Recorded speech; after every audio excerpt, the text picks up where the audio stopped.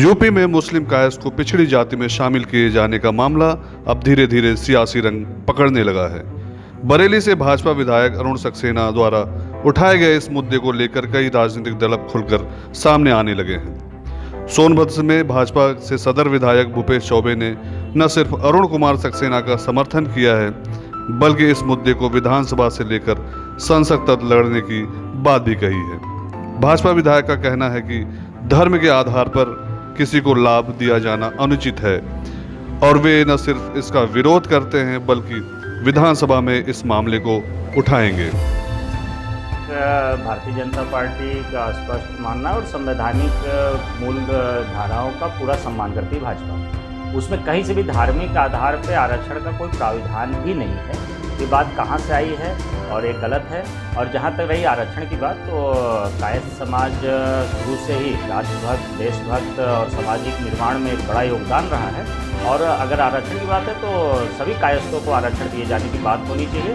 और जहाँ तक मेरा तर्क है, मैं अरुण सक्सेना जी की बातों से पूर्ण रूप से सहमत हूँ।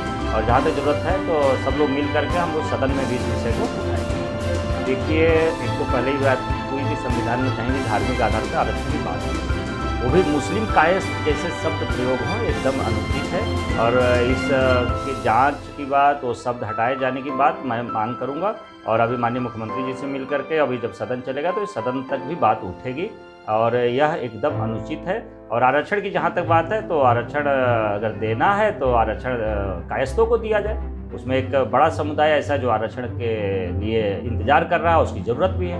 हाँ, एकदम पूरी बात लड़ी जाएगी। और संविधान की मूल धारा के विपरीत यह मुस्लिम कायस्थ जैसे शब्द आए हैं, इसका मैं पुरजोर विरोध करता हूँ। और कायस्थों के सम्मान, मान सम्मान की लड़ाई मैं सड़क से लेकर सदन तक लड़ूंगा।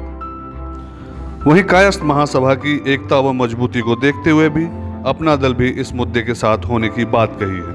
अपना दल के जिला अध्यक्ष सत्यनारायण पटेल का कहना है कि वह कायस्थों के साथ हैं और उनको उनका हक मिलना चाहिए। धार्मिक आधार पर किसी भी समुदाय को आप नहीं मिल सकता है। ऐसी परिस्थिति में अपना दल जो मांग करता है कि इसमें मुस्लिम को समर्थन करके समस्त कायस्थ समुदाय को किया जाए। और मैं कहना चाहता हूँ कि इस मुद्दे को लेकर के हमारी के द्वारा सदन में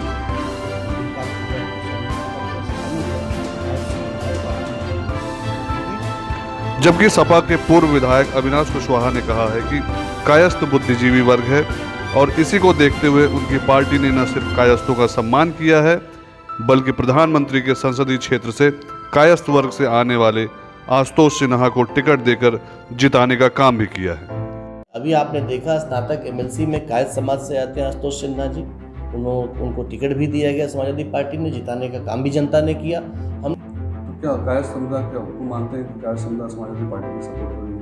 भाई तभी तो कायस्थ समुदाय को टिकट भी दिया, कायस्थ समुदाय ने सपोर्ट भी किया और नतीजा आपके सामने है। मोदी जी के संसदीय क्षेत्र से हमारा प्रत्याशी जीता। बहरहाल यूपी में विधानसभा चुनाव 2022 में होना है, लेकिन जिस तरीके से कायस्थ आरक्षण का मामला गर्माता जा रहा है, निश्चित तौर पर यह मुद्दा आगामी विधानसभा चुनाव के लिए एक बड़ा मुद्दा बनकर उभरेगा।